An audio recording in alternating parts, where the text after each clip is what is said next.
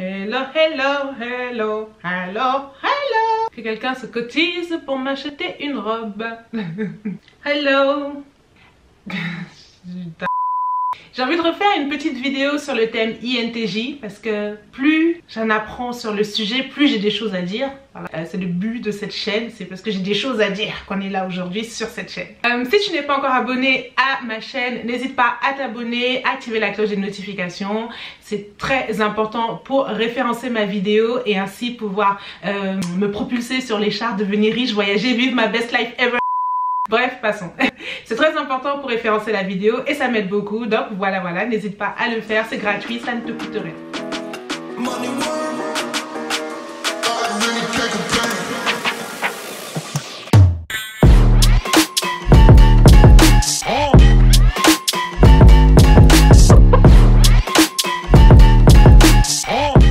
Depuis que je sais que je suis une INTJ, en fait, j'ai pas mal réfléchi. Je me suis dit, avant de me dire quoi que ce soit dans ma tête, j'ai fait des petites recherches.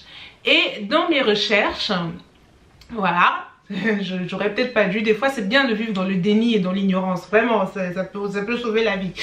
J'ai découvert que c'était genre la pire personnalité. Pourquoi la pire? Parce que c'est clairement la personnalité du méchant. I hope you find my eye. Genre de tous les psychopathes, de tous les méchants que tu vois dans les films et tout, genre 50%, non 80% d'entre eux sont généralement genre l'INTJ. Genre on a une réputation d'être froid, sans cœur, distant, mastermind, genre celui qui a un plan pour tout, genre le plan, genre you know Heisenberg. Voilà. En plus j'ai regardé récemment Breaking Bad parce que j'ai vu que j'avais la même personnalité que lui. J'ai dû me renseigner pour voir un peu quel genre de personnage c'était et voilà, j'ai fini la saison, je me suis dit ok d'accord, je peux toujours me sauver en me disant c'est un homme, moi je suis une femme, peut-être que j'ai plus de chance en fait de réussir ma vie et d'être quelqu'un de bien. C'était intéressant cependant parce que c'est vrai que je me suis retrouvée malheureusement dans certaines situations, pas toutes heureusement pour moi, heureusement pour mes parents qui ont mis de l'effort à m'inculquer des valeurs et me donner de l'amour pour ce que ça vaut. Mais c'est vrai que cette vidéo, je sais pas encore comment l'appeler, je vais trouver un titre adapté, mais en gros être une femme INTJ qui n'est pas basée sur les émotions et qui n'est pas du tout un cliché de l'INTJ. Pourquoi je dis ça? Parce que j'ai eu quelques commentaires sur mes vidéos qui me disaient que je ne pouvais pas être INTJ parce que je n'étais pas une geek à lunettes. Mais en tant que INTJ, pourquoi on est considéré comme le méchant? Voilà, on va tourner la vidéo là-dessus. Parce que on n'a pas, je vais parler genre je représente les INTJ de France. Non, je vais parler pour moi, de ce que j'ai remarqué avec mon rapport avec les autres. Il n'y en a pas beaucoup, mais pour le peu qu'il y a. Pourquoi on me considère souvent comme quelqu'un de méchant ou comme quelqu'un de dur ou comme quelqu'un de insensible?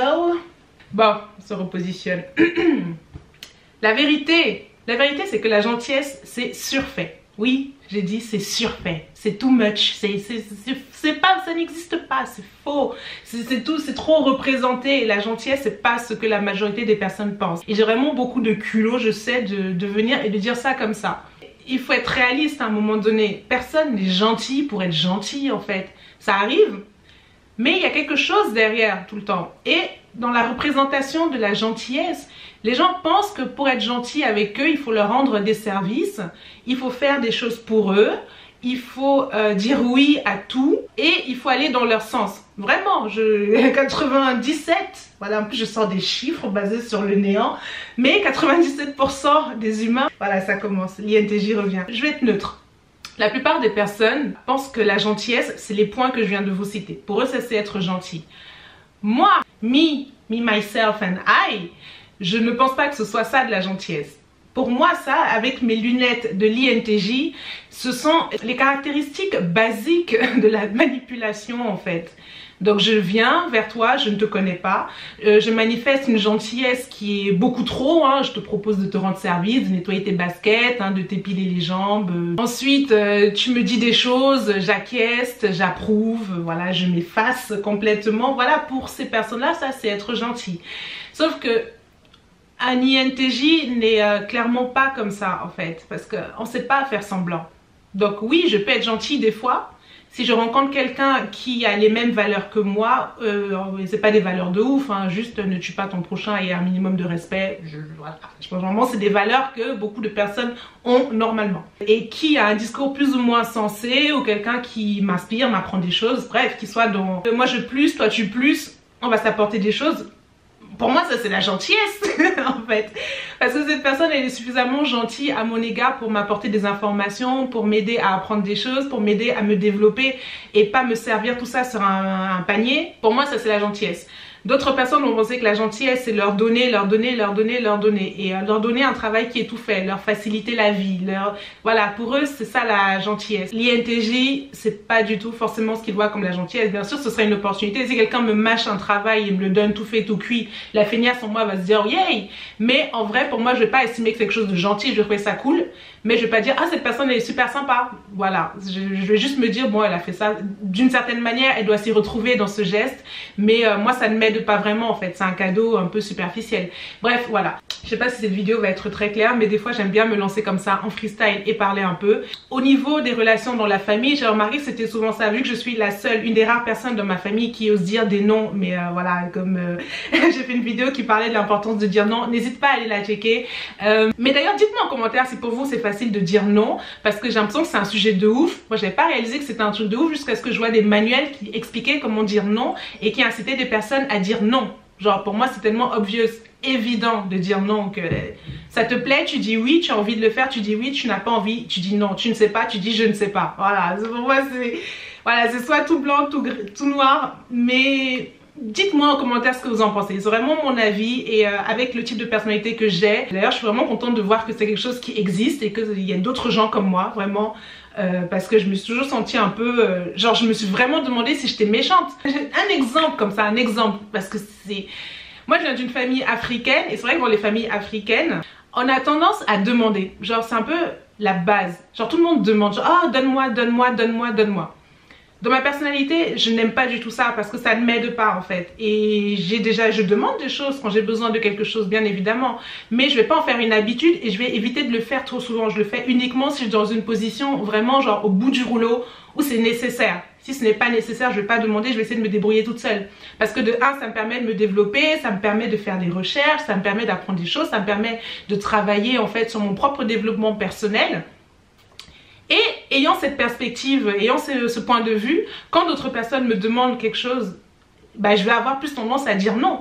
Par contre, derrière, je peux t'apporter des informations pour t'aider à te développer, je peux t'aider à faire tes démarches, je peux t'aider à développer un mindset, je peux te donner des conseils, mais je vais pas te donner quelque chose de tout fait pour laquelle moi j'ai galéré en fait à apprendre. Je me suis mise dans une position d'apprentissage autonome. Voilà, je sais pas si c'est clair, je sais pas si on va me trouver bizarre, c'est pas grave si on me trouve bizarre, mais je sais pas si je parais sans cœur quand je dis ça. Dites-moi s'il vous plaît.